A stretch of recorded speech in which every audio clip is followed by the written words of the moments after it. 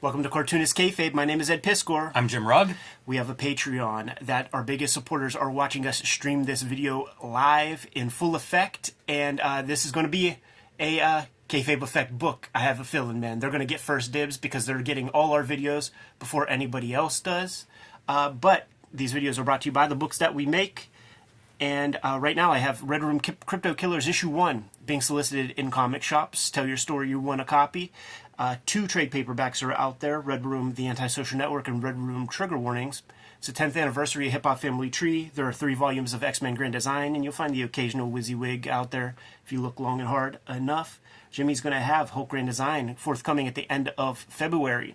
Plain Jane's is out there. Street Angel Deadliest Girl Alive and Street Angel Princess of Poverty. Is going to be forthcoming. Put in your pre-orders for that. We're done paying the bills. Listen. Not only are we the presidents of Cartoonist Kayfabe, but we are also the members. We are the first members. We are the first to be Kayfabe affected.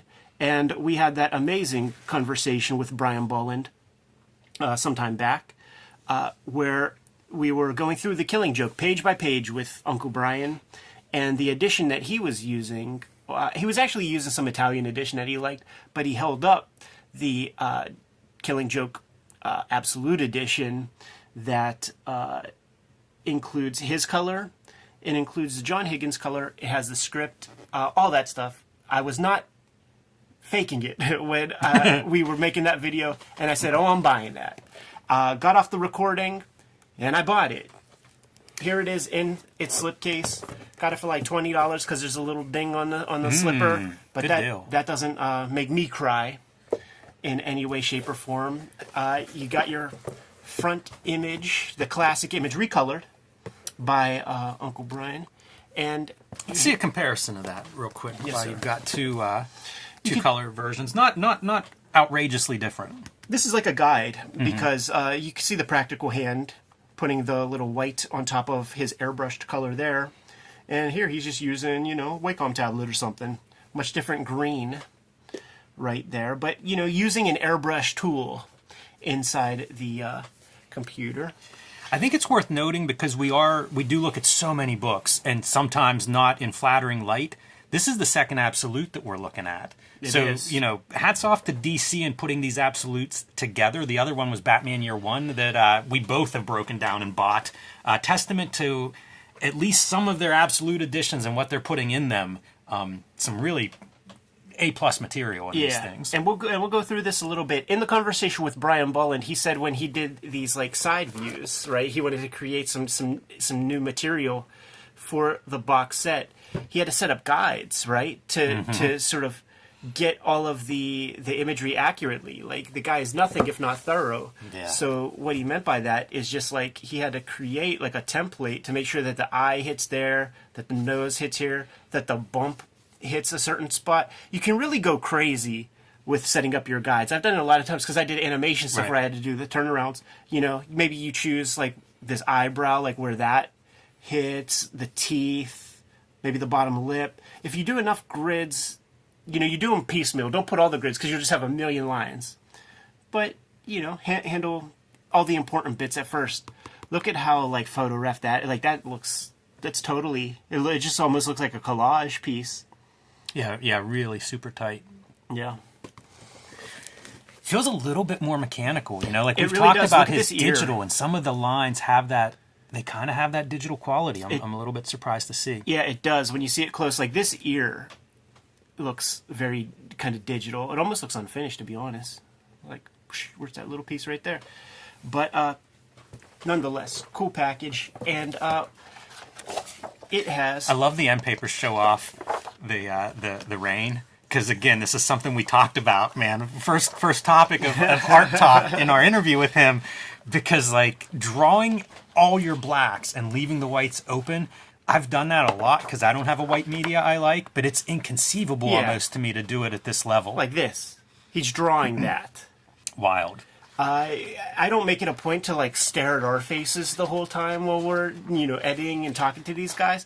But the Kayfabers certainly see us, and they made note of our reaction whenever we talked, like that part of the conversation, plus when Uncle Brian shows off a piece of art, and when It's almost like we're like Lady and the Tramp. Our heads are uncomfortably too close to one another as we get so close to that monitor to pour over the artwork that he was showing us. One of the nice things right off the bat is this art's a little bit bigger. This is a bigger book than the original printing, so, you know, for an artist like Bullen that's so detailed, make it bigger, you know, like it's very rewarding to it's a boutique package. It's a boutique package, no doubt. So you got your Bullen color. You got we've all seen this piece, but you got some closer reference. Look at that hand to that hand, right? We've got some closer reference to the final cover. And by the way, I have to look like twice to make sure that's a sketch. It's so detailed. Right. There's your final piece right there. Little retrospective piece being written. A bit about the blue line color process that John Higgins embarked on. Oh man, I'm super glad to have this in here because we reference this a lot. We talk blue line process. There's also like a gray line process that's similar, but instead of blue, it's a very, very light gray. And the idea is you go directly into this and you add your color. And the black is its own separate layer that will then be put on top and photographed together to give you the final page. So when we talk blue line method, that's literally what we're describing. Yeah. You'll have like a piece of acetate that will have just the black area. You see that little bullseye right there. You see that little bullseye right there. It used to be like a Scotch tape that would have these little bullseyes, man. They're called registration dots or registration marks. So on your acetate black layer, you'll put 2 sets of those. On your color layer, you will put 2 sets as well. And you match those little crosshairs up with the black layer, with the color layer, and then that gives you an on-register approach, man. The color is directly behind the black line. When you see the color shift or whatever, you could rest assured that the dots are not lining up when it hits the printing process, and it's not going to happen. The publishers will tell you that a 1/4 inch off is a good print job. Often you'll see the original art being sold for this kind of thing, where like your acetate cover is taped on, you know, and you can lift it up and see the color and then put it down and see it with the line art on top. So they give us both colored editions. We just looked at the Brian Bullen. Here is the John Higgins, but they throw John under the fucking bus by publishing this stuff on a toothy This is amazing to me. paper. Why would they do this? Look at how shit that is. It's not even... I thought that both editions might have been on this uncoated stock. No. And it isn't. It's just this one. Yeah, they're throwing John Higgins completely under the bus. What a weird choice. Because with the blue line color approach, there's a reason why you go mechanical. Oh, yeah, pull up page 1. Page 1 will be plenty good. This is... why I make such a big deal out of it is the original. A lot of times, like Batman Year One edition that we have, they do this, and it's brilliant because it was printed on newsprint originally, and those colors look great. You know, they show the original colors exactly. The newsprint color. But this was done on a coated stock, a glossy kind of paper. So there was no version like this. No, never. This is the Hollywood version. This is nonsense, and it's blotchy. It's darker. You talk about dot gain. There's dot gain to this, and you can't do the blue line process on this kind of paper because the values you're getting are muddy and kind of fucked up. You can look even right here. Look, it's off register compared to this. This is on register.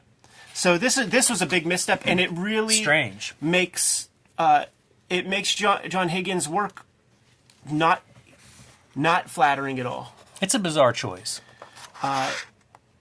It's a shame. It's a shame. Like the blotch of it is embarrassing. You got to leave it to the public. They're going to fuck something up. Because there's a lot of benefits to this, and I still say you got to get it. Yeah, it's still very beautiful, and I don't even hate seeing it that way. It's just an odd choice because like that's not even the default paper. No, so exactly. You went out of your way to put a paper in that wasn't the right paper. There's Huey, Dewey, and Louie with the progeria eyes. Oh man, so those things look unsettling every time you see them. Yes. Now, my friends, this is why you buy this book, and here's what you do: you do not throw away The original. This is not an upgrade. This is in addition to. We all have Killing Joke, so you keep that. Complete Alan Moore script is included in here. Brian says that like he knew the guy who owned the script, must have bought it. We got the signature from both of the guys. Interesting conversations to have there. Like, would Alan Moore have written the script if he thought anybody but Brian was going to see it? Brian or the editor? Like there's could be some private stuff in here, like whatever. But it's for a work-for-hire work, so morally, it might be a bad thing, but like business-wise, they're able to do it, whatever. DC owns it, I guess. DC owns it. I do think that there's probably some gray legality there. Yeah, because what did they buy? Did they buy this or... Right, because they don't own the original art. And I don't know how the handwritten script or, hand-typed, one-of-a-kind thing, I don't know that they would own it. They might own the intellectual... Right. Concept of it, but the physical object I don't know about. So everything that you see with this kind of checkerboard, that's the script. It's beyond, like, you add up both Killing Joke editions and there's more script than both of those Killing Joke editions.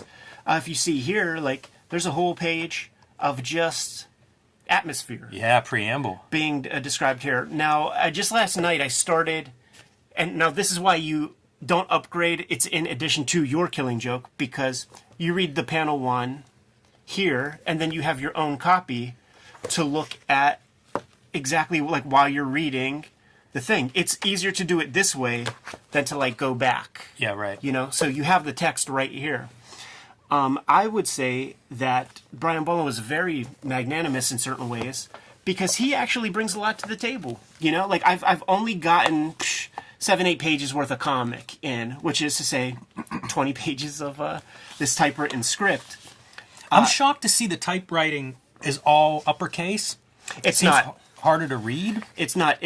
For this kind of stuff, for everything that's not like the dialogue balloons and stuff, it is. So like for the descriptive. See, that seems backwards. Yeah. Like make the dialogue and captions all uppercase since that's how it's typically lettered. There's a reason for that. And you'll see it in these bits. So this is just, there's no standard way to format comic scripts. You do it as you do it.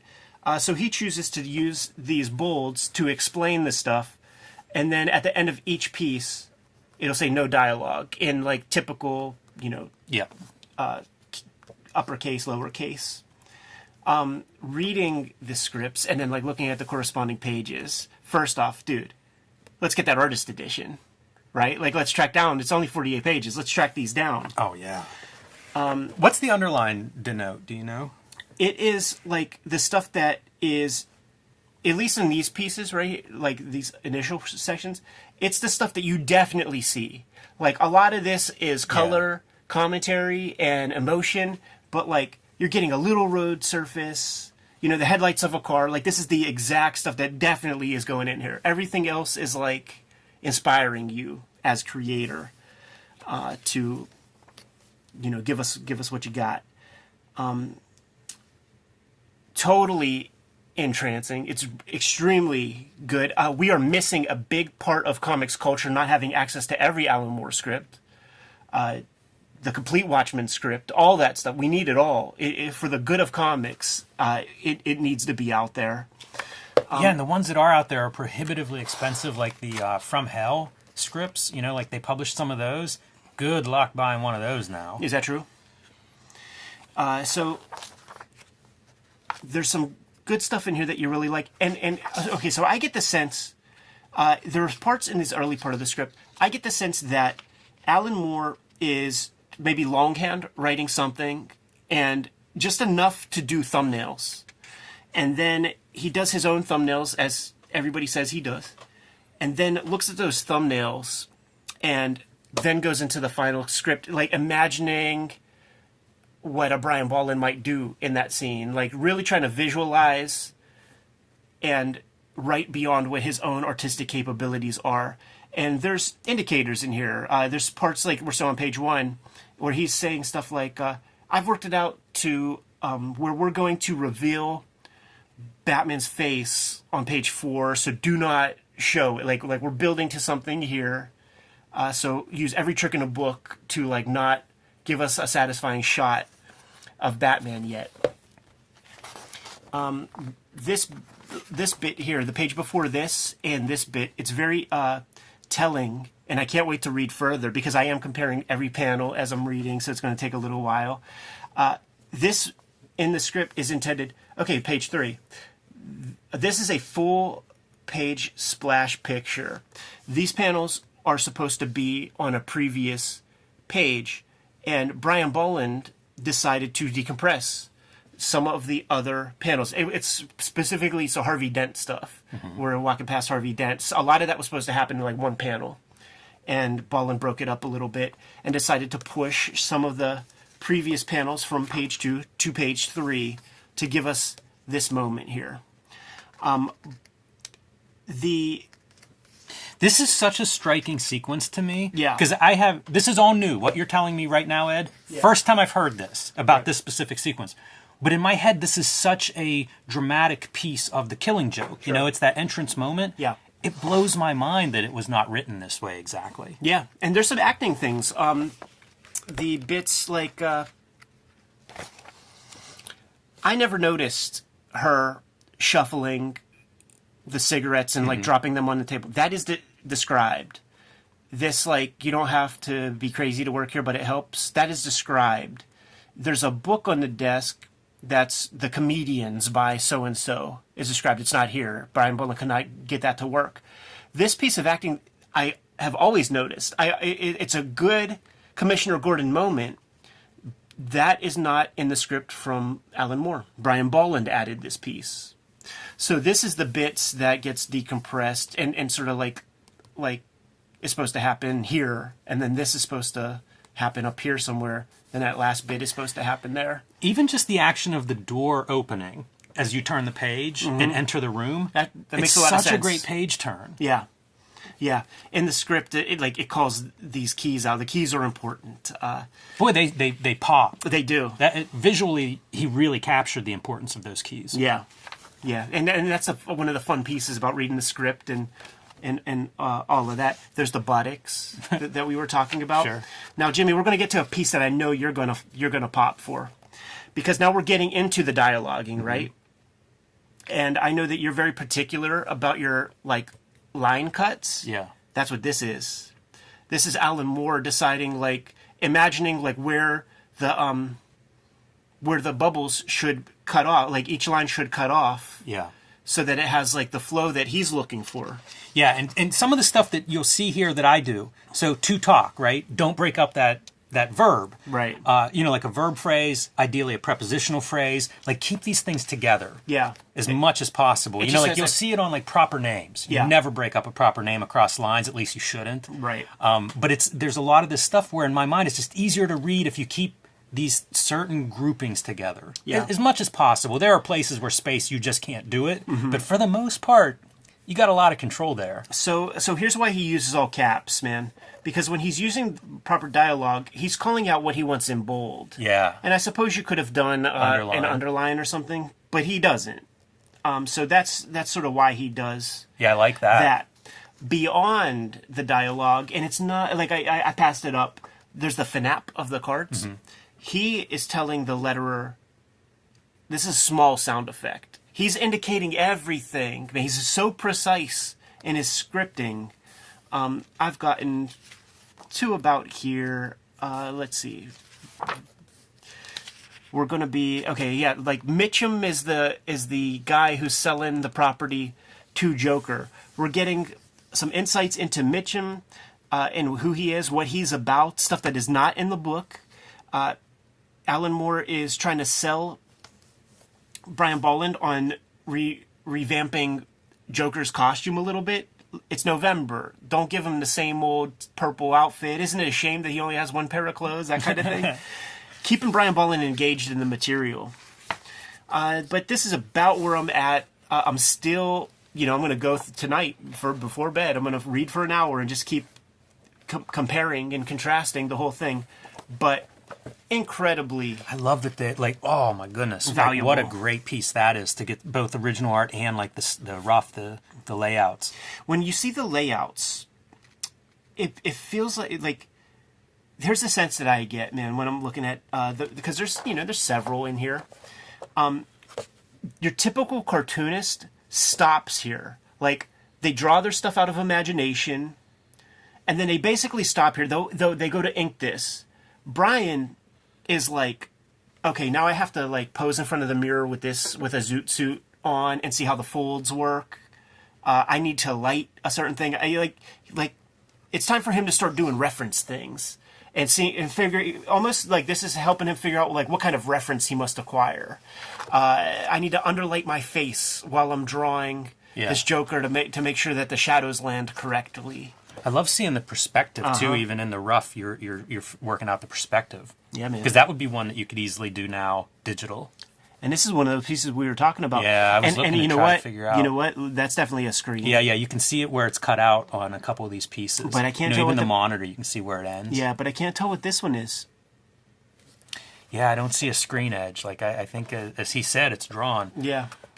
So I wanted to get. Man, I love every time an original page pops up. Right. Oh man, they're just so stunning. Yeah. You know, it's but one of the things that we were talking about that I wanted to get on video is this idea of what is going on these scripts. Yeah. You know, did Alan Moore do a rough layout for himself? Did he do that based on a rough story outline and then a rough layout and then go back in and do these tightened scripts? And the reason that it interests me is because I make comics. So, like, how do I make my comics better? And Ed, we've talked a lot about our own process of almost writing in drawn form, you know, something that I see a lot of cartoonists, like a Chris Ware, proponent of.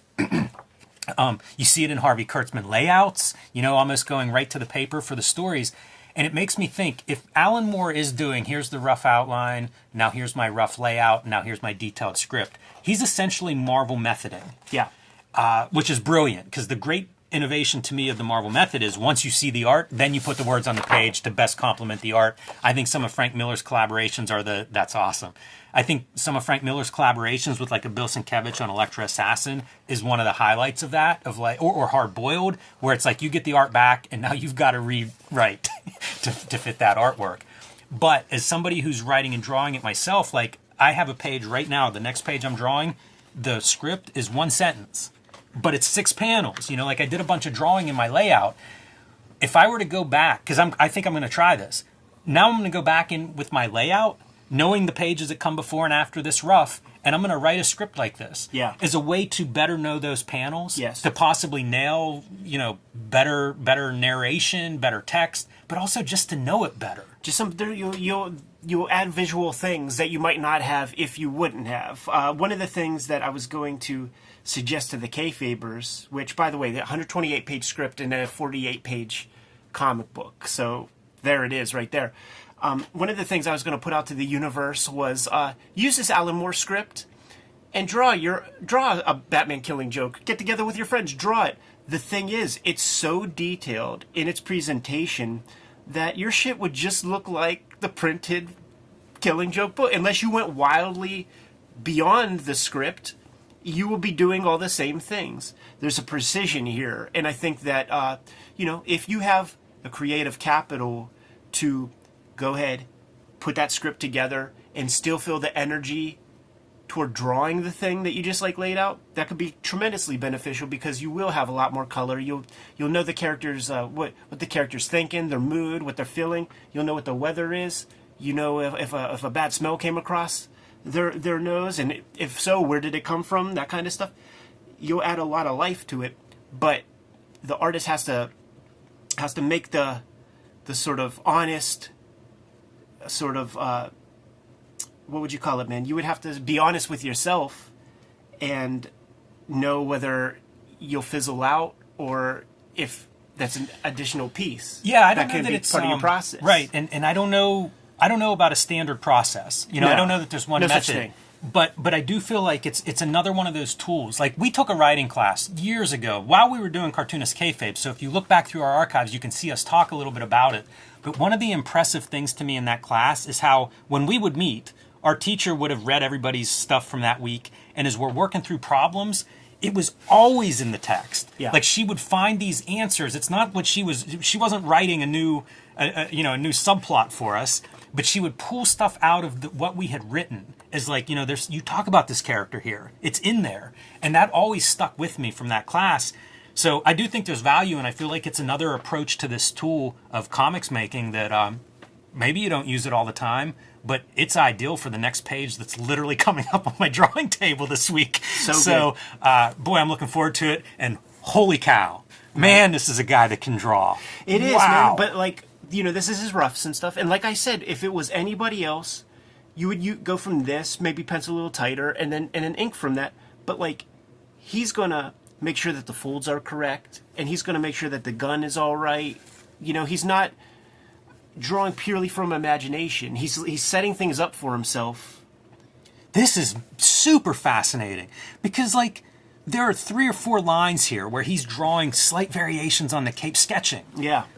They all look really good. Totally. But the idea that someone as precise as him, I guess maybe you have to work through this if you're really going to be that exact composition guy, you know. So like, dude, this is a typewriter when you're setting up your pages and getting approvals from like Mark Chiarello or whoever would have signed off on this Batman black and white strip. Pretty cool. Worth having. King Kayfabers who are watching in the Patreon live stream right now, they got first dibs on the cheapest copies that are out there. Like, after we are the first Kayfabers, you know. So like, after the conversation with Brian, I went on Amazon and bought a $20 copy. It's a $50 book. It's not going to really break the bank if you get it at cover price, but there are cheap copies out there if you're early on in the game. And I do think that this is a very valuable way to have this book. And I do think that you do not get rid of your original either. To take the comics course, man, with Alan Moore. Read the script and look at the fucking artwork right next to it. Boy, that's clever. Throwing the logo up in the air like a ball. Oh, yeah. And look at the rough for that. Yeah. You know, the rough is sharp. It really is, man. He captures that stuff in the rough. Like the gestures you want, the body language, the expressions. That's all in that rough. Yeah. You know, like, Derek Robertson's a guy who vocally says that, you know, that Bolland's an influence. And, like, this is, like, the Derek Robertson level of, like, the Brian Bolland cribbing. Like, with this kind of ink and stuff. So, like, this is what mortals can do. It makes sense to me. But then this is, like, how Brian Bolland, like, takes it to the next. This is the part that defies logic to me. Mm-hmm. You know, like, to be able to go from this, full of life, to this and still keep the life in it. And this is satisfying. That's magic. Yeah, like, you could... Anybody would be satisfied to draw that and put that out there and be satisfied to take your page rate or whatever, your cover rate. But no, he's going to do this, and you just know that when he's getting in there and he has this thing zoomed in 4,000%, that he's making sure that not one pixel is out of alignment. You know it. Yeah. He's that guy. Amazing. You know something else I was paying attention to, taking a look at this from our conversation? Noise, no noise. Yeah. Noise, no noise. I do a lot of noise in that Hulk Grand Design. Like, when he was describing it, it made me think of that, because it does, in a way, give it a little more texture, a little more tactile feeling. Do you use the noise button or use textures that you scan in? I will add noise organically. I do everything, but I'll add noise organically, and then I'll soft blur it like half of a percent or 1%. Depending on what it is. Like, sometimes I'll blur different. Sometimes I don't use it either. You know, like, whenever we talk about using, like, the full saturation colors in X-Men Grand Design, Hulk Grand Design, sometimes there's no noise. So you do get that, like, ultra flat, 100% know, yellow or something. It's just effects that you have access to, you know? Like, use all of them. Use whatever one works for you. I have to admire the green bookmarker as we look at that's funny. The little details on our Joker on our cover art. Now it looks like this is the guy at the front of your gondola. Gondola, however you say that word. Boy, that's a nightmare ride. Not the guy you want to turn around. Laughing in the dark, man. You good to go, Jimmy? Yes, I am. Kayfabers, like, follow, subscribe to the YouTube channel, hit the bell. We'll notify you when new vids are available. I said it before, said it again, man. The people who are on our Patreon are getting first dibs on these comics that we talk about on the aftermarket. And the people who support us the most are watching us live stream these conversations. They're getting all the cheapest copies of everything. What I'm saying is the Patreon pays for itself. The videos are brought to you by the books that we make. You're looking at a bunch of them. Tell them what you got out there, Jimmy. Hulk Grand Design and Street Angel Princess of Poverty are in the pre-order reserve your copy state. So I recommend you do that as soon as possible, because those Hulk Grand Design books have been selling. So let your store know you want those. Also, Plain Janes and Street Angel Deadliest Girl Alive are both in print and available. Add those to your shelf collection now. You can also join me on patreon.com/JimRugg, where you can download out-of-print zines and mini-comics. You can see a lot more of my original art and process. You can see what I'm working on next there. Red Room Crypto Killers issue number 1 is being solicited to your comic shops at this very moment, and we need to know how many of them to print up, man. So go to your local comic shop, put in those pre-orders. There's going to be 4 monthly issues. There are 2 trade paperbacks out there right now. Red Room Trigger Warnings and Red Room The Antisocial Network. I'm serializing all the comics before they hit paper. Go to my Patreon. In the link tree in the description below, you'll be able to get their 10-year anniversary Hip Hop Family Tree. Scoop up those books. 3 volumes of X-Men Grand Design out there. You might find a WYSIWYG if you're lucky. Jimmy, tell the people what else we got going on. Subscribe to the Cartoonist Kayfabe e-newsletter at the links below this video. You can also find Cartoonist Kayfabe t-shirts, mugs, hats, stickers, and more merch at our spread shop. That link is also below this video. Great way to support the channel. Given those marching orders, Jimmy, we'll be on our way. Make more comics.